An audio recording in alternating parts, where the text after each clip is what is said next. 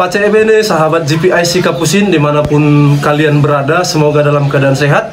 Pada kesempatan kali ini saya Saudara Indra Alexius Tamba bersama dengan tamu kehormatan kita pada saat ini, Pastor Yupen Saragi. Nah, pada kesempatan ini kita akan berbincang-bincang sedikit tentang pengalaman beliau menjadi misionaris lokal di tanah Papua. Tentunya sahabat GPIC tidak sabar lagi untuk mendengar pengalaman-pengalaman beliau. Maka langsung saja kita akan berbincang sejenak. Baik, silahkan Pater memperkenalkan diri kepada sahabat GPIC Kapusin. Ya, saudara-saudari, terima kasih atas kesempatan berahmat ini. Saya Pastor Yupen Saragi, bertugas di Papua sejak tahun 2016, tepatnya pada tanggal 14 Agustus 2016. Jadi sudah sekitar kurang lebih 6 tahun di Papua, tepatnya di Keuskupan Agung Merauke, Paroki Santo Petrus dan Paulus Kumbe. Mungkin ada yang tahu tentang Kumbe ya, Kumbe. Kumbe. Itu dalam bahasa Marin artinya pusat. Jadi itu kita berada di pusat Kali Kumbe itu. Kali sungainya maksudnya? Kali itu sungai. Orang Papua itu kali itu sungai. Jadi Kali Kumbe bisa nanti dilihat di Google Maps bagaimana Kali Kumbe itu. Jadi kita di sana melayani ada 22 stasi. Jadi 22 stasi dengan medan pastoral yang bervariasi. Ya, kita di sana melayani parokial dan juga kategori pertanian. Jadi asrama dan juga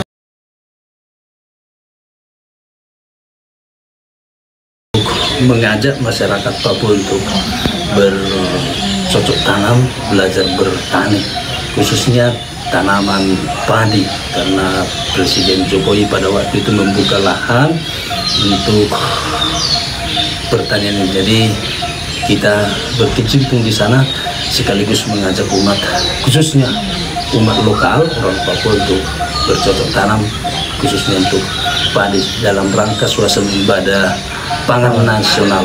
Baik, Pater. Sebelumnya Kumbe ini kira-kira berapa kilometer kita dengan perjalanan dari darat ini kurang lebih 3 jam karena kondisi jalan yang kurang baik saat ini. Tapi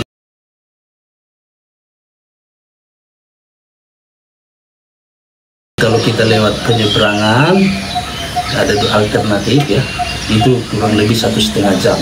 Tapi umumnya orang memilih jalur darat. Berarti bisa juga lewat jalur air, Pastor ya? Bisa. Sungai ya maksudnya? Ya, kita menyeberang Kali Kumbe tadi. Oh, Kali Kumbe. Berarti itu sungainya cukup luas juga begitu, Pastor ya? Tidak begitu luas, cuman harus dilewati lah. Kapan begitu? Iya. Lalu Kapusin untuk bermisi. Bagaimana dulu Pastor pengalaman pertama kali diutus oleh? Bagaimana ya? Beradaptasi itu yang ada pergolakan ya. Kalau kita di Papua sampai sekarang ya mungkin beda.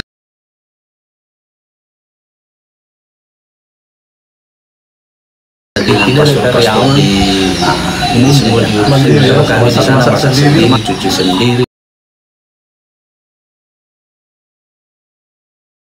Masuk juga belanja ke pasar, mungkin para pastor di sini tidak pernah belanja ke pasar, dan ikut juga barangkali di kami di sana selalu kalau ada misalnya BBM ya, misalnya pastor ada solar, jadi kita ikut antri begitu, karena tidak serta merta misalnya BBM lancar, jadi misalnya hanya mungkin sekali sebulan ada datang BBM, maka kita ditelepon, Antri, ya? ikut antri juga. Berarti beli ikan sendiri juga, beli beras sendiri.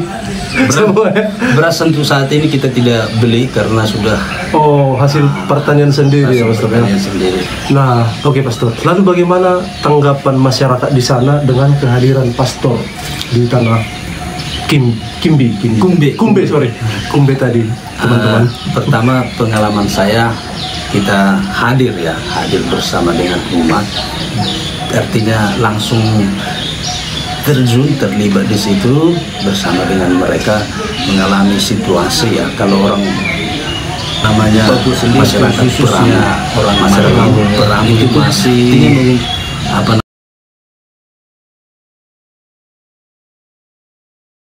kumpulkan hasil-hasil dari hutan, ikan, lalu itu Diolah ya, diolah, dijual. untuk kebutuhan apa yang ada hari ini habis untuk hari ini, itu umumnya. Tapi kita mau hadir di situ, mulai terlibat. Selain dari kunjungan pastoral, selama ini sebelum kita ke sana pastor hanya 1 orang, sekarang di sana ada 3 orang, jadi artinya kunjungan pastoral, pelayanan ekaristi, sakramentali, itu kita mulai gerakkan kehadiran di sana. Nah, yang itu parokial. Jadi kalau medan pastoral di sana juga jalan-jalan masih banyak yang kurang baik. Khususnya kalau musim penghujan, di situ kita berjuang. Kita berjuang di sana untuk bisa menempuh stasi-stasi. Kadangkala juga tertunda pelayanan karena itu situasi tadi. Misalnya pengalaman saya itu beberapa kali sepeda motor rusak di tengah jalan, tidak ada sinyal, tidak ada apa. Harus dorong-dorong ya, Ustaz? Kita menunggu orang lewat atau kita cari-cari apa namanya, cari-cari Bengkel? Bukan bengkel, apa sinyal. Cari-cari sinyal supaya bisa menghubungi teman. Saya beberapa kali situ jalan, ada sinyal 1 titik, kita telepon supaya dijemput misalnya begitu. Karena kalau kita jalan di hutan-hutan itu siapa yang mau bantu kita, apalagi kalau tidak lengkap apa alat-alat sepeda motor. Jadi kalau rusak sepeda motor ya kita usahakan perbaiki sendiri supaya bisa jalan sampai ke stasi begitu. Banyak juga tantangannya ya, Pastor ya. Lalu karya kita di sana di Kumbe itu tentang pendidikan. Pendidikan ya? Itu anak. Dulu asrama itu kalau ada gambarnya mungkin bisa lebih bagus ya. Asrama itu dulu macam barak ya, tidak baik. Jadi anak-anak itu kita tampung dari paroki kita, dari pedalaman-pedalaman, yang intinya mereka itu mau sekolah, karena pendidikan itu yang kita lihat utama. Tapi sekarang asramanya sudah kita bangun bagus, sudah layak. Nah, dari tahun ke tahun jumlah anak-anak asrama meningkat ya? Meningkat, dan selama 2016 sampai 2022 ini saya lihat angka anak yang tamat dari asrama kita di Cina, tamat itu minimal di tamat SMP, SMK, dan kalau boleh yang sekarang ini bukan hanya sebatas itu saja, tapi mau melanjut ke universitas kuliah ya. Jadi mereka yang tinggal di asrama ini semua gratis ya, tidak ada yang bayar itu. Yang intinya semua asal mau saja sekolah. Itu biayanya dari mana itu, Mas? Ada bantuan dari pemerintah, tapi itu tidak cukup. Misalnya 1 tahun sekitar 35 juta. Kalau 35 juta itu misalnya untuk 90 orang anak sampai seperti sekarang kan kalikan saja lah. Kalau 1 juta 1 bulan tidak mungkin cukup ya.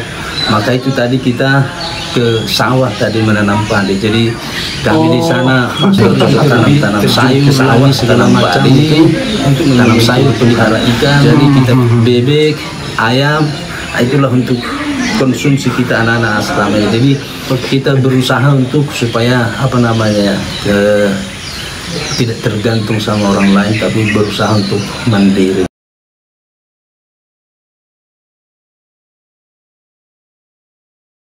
Itu harapan perjuangan yang penting, asal anak-anak ini mau sekolah. Untuk kebutuhan berarti juga kebutuhan anak-anak kita bersawah, menanam sayur dan sekarang misalnya kurang lebih yang pasti sekarang sekitar 80 orang anak.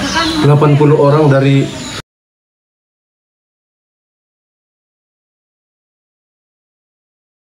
pedalaman itu ya? Iya, dari pedalaman, dari pokoknya di paroki kita sekarang juga anak-anak bukan hanya dari paroki kita saja datang, tapi juga dari luar paroki yang melihat bahwa tempat ini sungguh-sungguh baiklah yang saya katakan, karena soal keterjaminannya.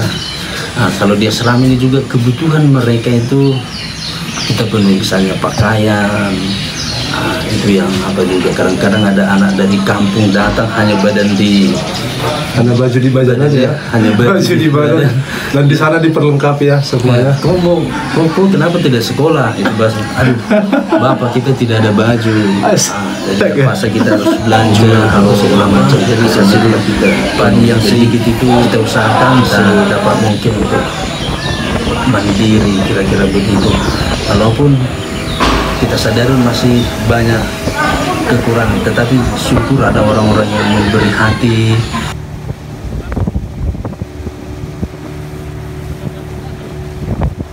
yang membantu. Dari situlah untuk kebutuhan anak-anak ini. Jadi kita di sana bukan hanya parokial, tetapi juga kategorial tadi asrama, khususnya berkecimpung dalam pendidikan. Dan itu sendiri itu tadi pertanian, kita menggerakkan masyarakat. Untuk proses panjang saya rasa ya, karena anak-anak yang mengubah mindset orang yang peramu, ya misalnya pasang jaring dapat ikan jual, lalu ke bertani. Kalau tanam padi kan 3 bulan atau 4 bulan baru panen, jadi saya ini kan menunggu lama, maka kan kalau mengubah itu kan susah. Tapi mindset tadi ya, dari peramu menjadi petani perlu proses panjang. Dan apakah sekarang masyarakat di sana sudah bisa merubah itu, mental tadi, maksudnya mindsetnya? Tidak semua. Kita punya kelompok binaan, kelompok tani binaan yang namanya Sahui itu namanya kampus, nama kelompok tani kampus ini itu supaya kenalkan bahwa ini kampus ini beda dengan apa itu Sahui kampus ini. Jadi mereka ini kelompok binaan kita.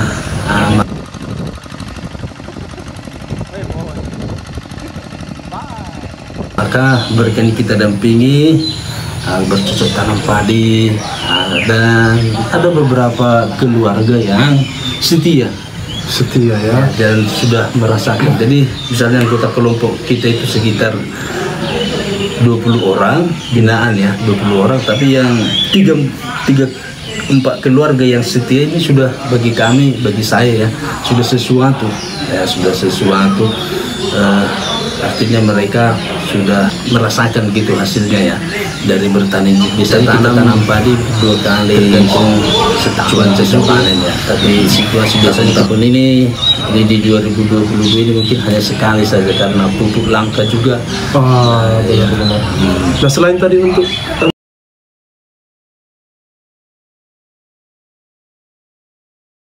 memenuhi kebutuhan asrama, apakah ada lagi peruntukan dari hasil pertanian ini?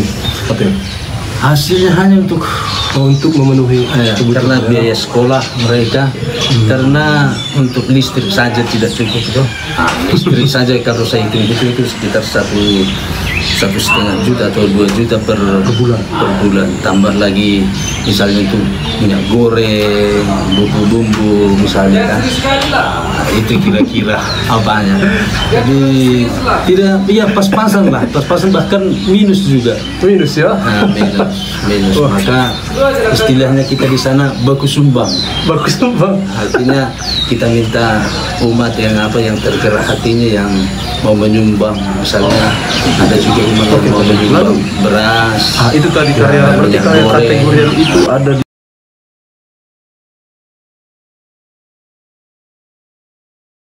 bidang pertanian asrama atau ada lagi yang lain boleh? Untuk saat ini itu saja, karena ada juga kelompok binaan kita di nelayan sebenarnya, tapi untuk saat ini Masih proses ya? tidak jalan Belum sebelumnya. jalan. Tapi sudah disiapkan misalnya jaring, kapal, tapi kan ini tergantung hasilnya tuh. Nah, kadang-kadang menjaring BBM-nya Benar. Pasti perlu banyak modal begitu ya Pak? pasti banyak modal dan butuh memang, kalau apanya intinya menurut saya kesabaran. Berhadapan dengan orang-orang, misalnya anak-anak asrama ini saja berhadapan dengan mereka yang Mindset yang berbeda-beda begitu ya. Beda. kita di sana misalnya SMP belum paham betul, belum lancar membaca, ya kan? Dan Jadi standarnya ada beda ya. Nah, jadi apa tantangan yang paling besar yang Pater alami di sana? Secara singkat mungkin Pater. tantangan pertama itu orang Papua atau orang Marin itu berjuang demi perut dan iman. Perut dan iman ya. Perut dulu, kalau pengalaman saya, pengetahuan agama Katolik yang masih minim, ya, lalu juga apa namanya kaderisasi pengurus gereja yang susah, Kaderisasi sulit begitu ya. Susah. karena itu tadi, lalu karena perut, pertama-tama masih untuk perut itu yang, kalau kita soal bicara soal iman dalam nama apa itu masih kemudian lalu soal apa misalnya dari gereja itu soal perkawinan itu masih susah menerapkan apa yang di dalam gereja Katolik, Ajaran gereja kita ya. Ya. Mungkin karena faktor budaya juga kan. ya faktor budaya beda dengan budaya di sini gitu lah.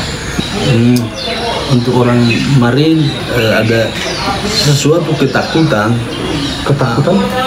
itu, orang Marin ketakutan mereka itu Swanggi namanya. Swanggi. Nah, itu kalau di apa orang Batak bilang begu gajang atau santet. Nah, jadi kalau pernah saya membuat tulisan itu, Swanggi adalah monster yang sangat menakutkan untuk orang Marin. Jadi ini karena ini yang membuat mereka juga takut, ada rasa takutnya, maka untuk membuat sesuatu Pekerjaan. dan mereka merem iri hati juga tinggi. Ya.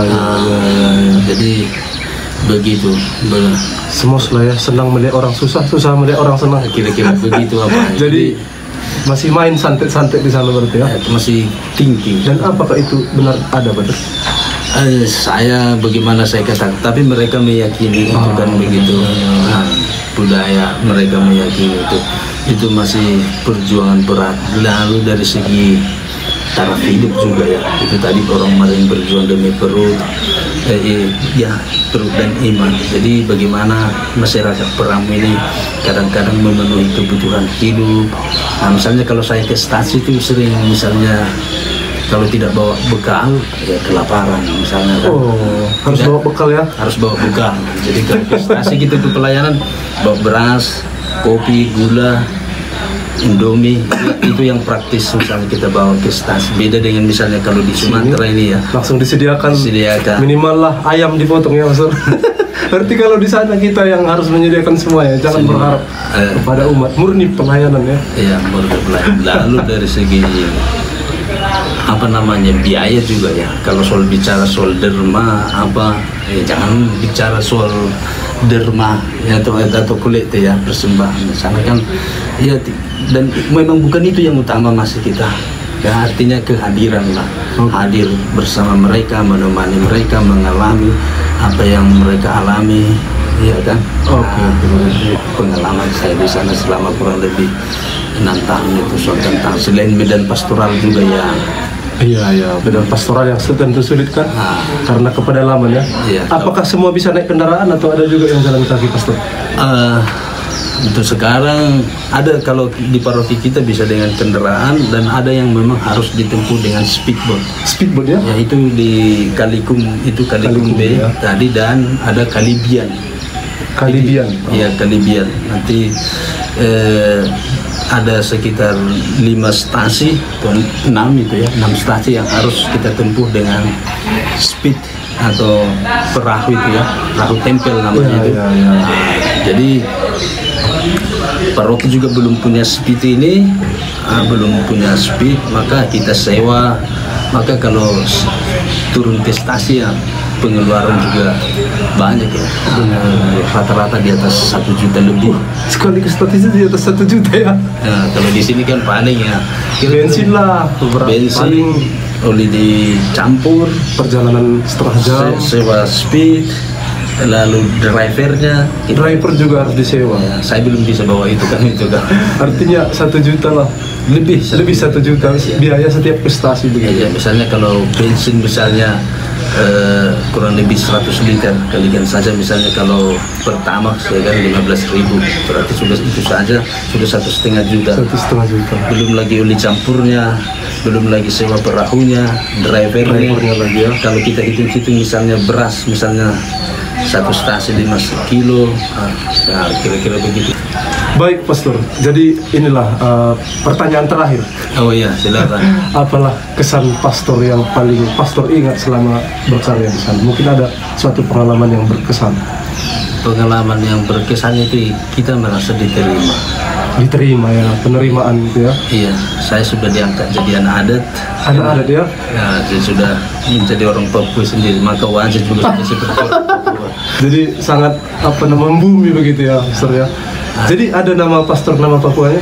Tidak, tapi fam saya ya? itu fam basi-basi, jadi Juventus basi-basi gitu. Basi-basi itu babi, babi hutan itu. Jadi saya masuk fam itu. Jadi artinya kita sudah diterima sebagai anak adat, kita sudah dianggap sebagai keluarga di situ sendiri. Kesan apa saya untuk tinggal di situ butuh kesabaran, waktu yang lama. Dengan sabar lama, artinya kalau dengan sabar berhadapan dengan karakter umat, sifat umat, lalu anak mendampingi anak-anak asrama ini, dalam berkelompok tani ini juga kan masih banyak butuh kesabaran.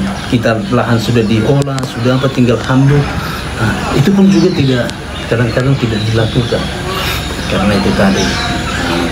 Itu pengalaman saya. Iya, baik Pak Ted, sungguh luar biasa teman-teman sahabat GPIC dimanapun kalian berada. Kita sudah mendengar tadi sharing pengalaman dari Pastor Jupen. Sungguh luar biasa, saya sendiri merinding saudara-saudara membayangkan bagaimana kisah hidup beliau. Mudah-mudahan nanti ada foto yang bisa di-share ke kami ya. Tapi sebelumnya kami mengucapkan banyak terima kasih kepada Pastor Jupen. Semoga tetap semangat dalam karya pelayanan di tanah Papua. Jadi demikian teman-teman, karisma kekapusinan itu benar-benar terinkarnasi dalam karya pelayanan para saudara kita di tanah Papua, Pastor Jupen dan juga pastor-pastor lainnya yang ada di sana. Demikian teman-teman sahabat GPIC Kapusin, terima kasih dan pace bene.